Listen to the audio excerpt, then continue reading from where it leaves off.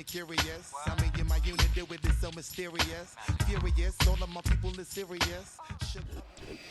It's week 2 of the NFL, and we've got a rematch of last year's divisional round in the NFC playoffs. It's the Bucs and the Lions, and it's coming up next. Call it Motown, call it the Motor City. To Lions fans, this is home. Ford Field in downtown Detroit. Thanks for having us in. Mike Tirico, Greg Olsen. It's week 2 of this NFL season. Couple of teams feeling good, Greg. Victory in the season opener, and that gives you just great momentum off the schneid to start the season.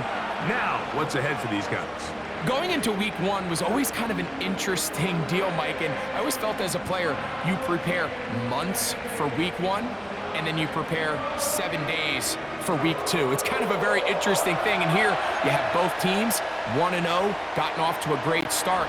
Now you only got a week to turn the page, and you want to get into a normal rhythm week to week of what is a long NFL season. The better you start, the better it makes the end of the year, and you find yourself in that playoff hunt. You want to get these early September games. Here is the Spring League star, Jake Bates, set to get this one going. The return team gonna let that one go. It'll go through the end zone. It's a touchback. The Buccaneers led out by their quarterback, Baker Mayfield. He was in Cleveland and Carolina, and then with the Rams, but now year 2, and it feels like he's found a home. Greg here with the Buccaneers.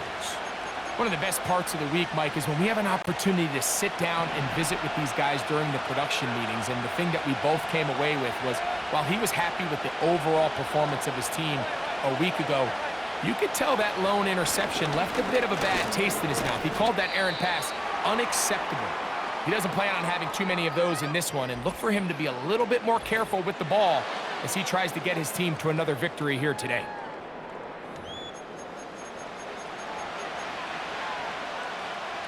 They'll come up on a 2nd down and 8.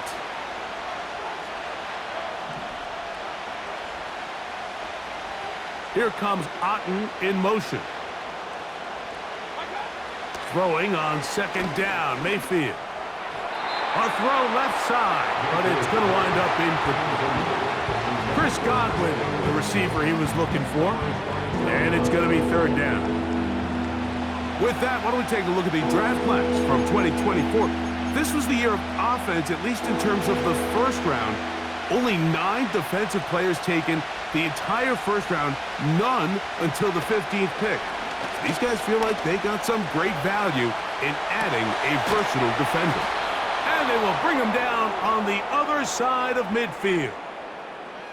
And this is what you can do when you have one of the best receivers in the game. You understand that even if the coverage is not perfect for the play call, sometimes it's just as simple as, my guy is better than your guy, and we're going to just keep giving him a chance.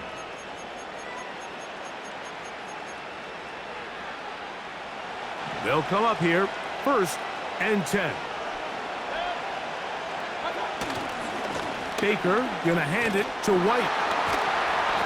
Not much there. He's back to the original line. No gain on that one. You could just see the frustration on the running back's face as he's getting helped up off the ground. Like, there was just nowhere to go from the moment he was handed the ball. Give credit to the defense. Great job. We'll try again. It's 2nd and 10. From the gun, it's Mayfield. He'll find his running back, White. And they'll get about 8 out of that one, but still a little work to do now on 3rd down. There's a lot of ways to get the ball in the hands of your running backs, and it's not always by just handing it to them. In this case, it's a simple check down, picks up a good gain, brings up 3rd down. Here's 3rd and 2. Now a run with the rookie out of Oregon.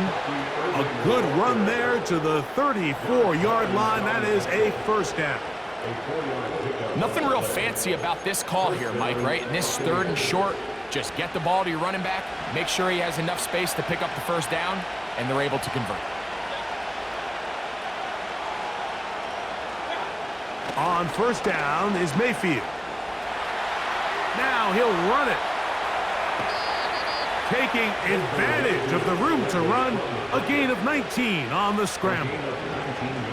And this is one of the downfalls to man coverage, Mike. Anytime the defender's eyes are so locked in on their responsibility, there's not a lot of guys with eyes on the quarterback. And in this case, he escapes the pocket, becomes a runner, and there is a lot of room to operate. On the move at the 14-yard line, it's 1st and 10. On the give, it's White. And not much there. Down to about the 13.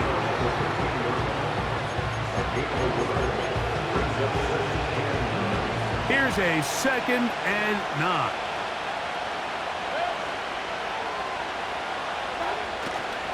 Another run here with White. And he's bottled up after a gain of a yard.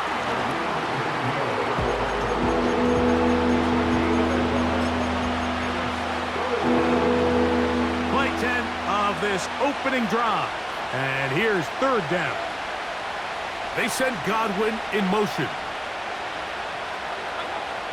Out of the shotgun, Mayfield. He's going to run out of time. They get to him and bring him down. Feels like they needed that sack. This entire drive, it feels like the defense was really on their heels. The offense was taking it to them really however they wanted to. So to be able to take a deep breath now, disrupt the rhythm of the drive by getting that sack, that might go a long way now to allow them to get off the field. McLaughlin's kick is good. And the Bucs will take a 3-0 lead. A lot of times as an offensive player, you come off the field, you're not thrilled to end a drive like this with a field goal. But I think in this case, you can label it a success. You were able to operate your offense. You were able to quiet this crowd just a little bit and come away with an early lead.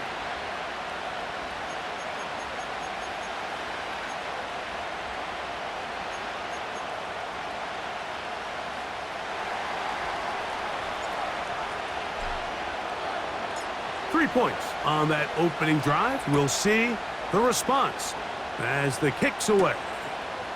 This will be returned from the 6. He'll work his way across the 25-yard line. The Lions, led by Jared Goff, chanting his name during the playoffs in 2023 in Detroit. Far cry from the trade from the Rams to the Lions, 2nd in the league in passing a season ago. They find themselves coming off a win last week that came right down to the end, and the best teams in the NFL, Mike, they can win close games and they can win different style games. You're not going to blow people out consistently in the NFL. The league is just too good and has too much parity. But the teams that are the best in one-score games, they're often the ones finding themselves in the best position come playoff time. Here's 2nd and 9.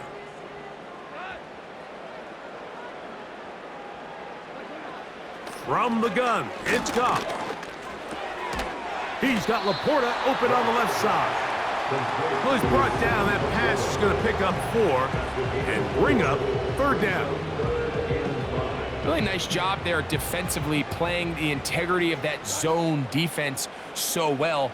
Anytime an offense is running these crossing routes or these underneath drag routes, they're trying to cause confusion with the underneath zone defenders. In this case, they all stuck to their reads, they all played their responsibilities, and they're not able to pick up any additional yards after the catch. So on 4th down, the Lions send out Jack Fox to punt. Trey Palmer deep for Tampa Bay.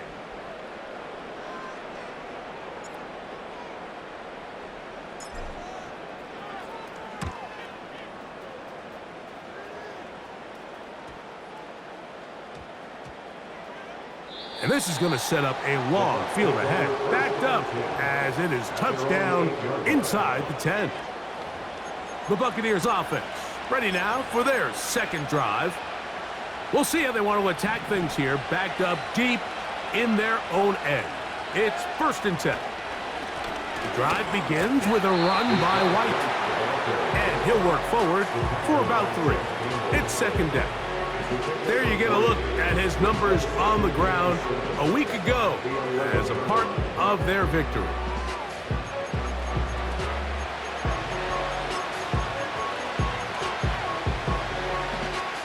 They face second down and 7. A tight end in motion now. Second down throw for Mayfield. It's complete to Evans. And he's going to be taken down up around the 24-yard line. Nice grab there by Evans, and at this point, Mike, it's really hard to argue against him being a future Hall of Famer. I mean, he currently holds the NFL record, the most consecutive 1,000-yard seasons to start a career, and at the look of it, I don't think there's any signs of him slowing down. So they come to the line for first down and 10. They'll send a tight end in motion. The give to White. And he'll only get it to the 26-yard line, setting up second and long.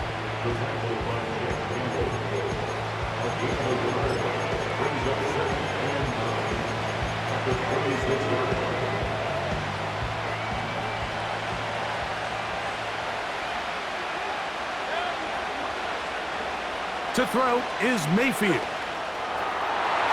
That one knocked away. It is incomplete.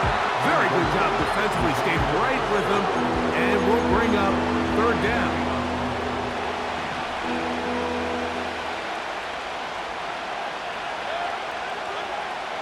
Mayfield to throw. To the left side, to Godwin. Number 14 with a pickup of 14. And a first down. These third down conversions are just so important, Mike. Everybody stresses we want to possess the ball, give our offense as much opportunity to end as many drives as we can, scoring points.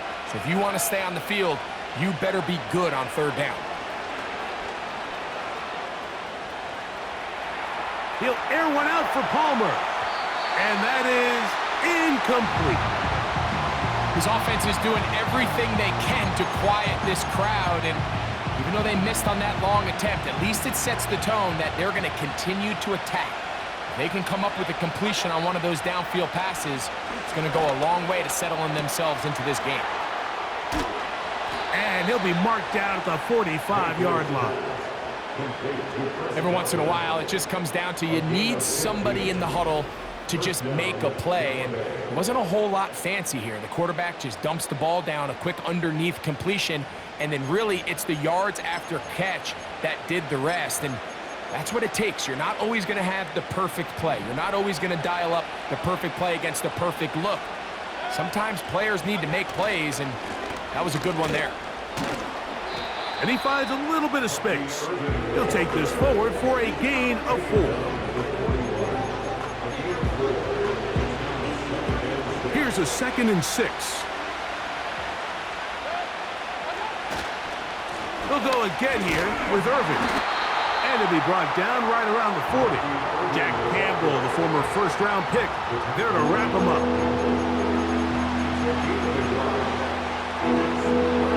3rd and 5. Mayfield. He'll try and get there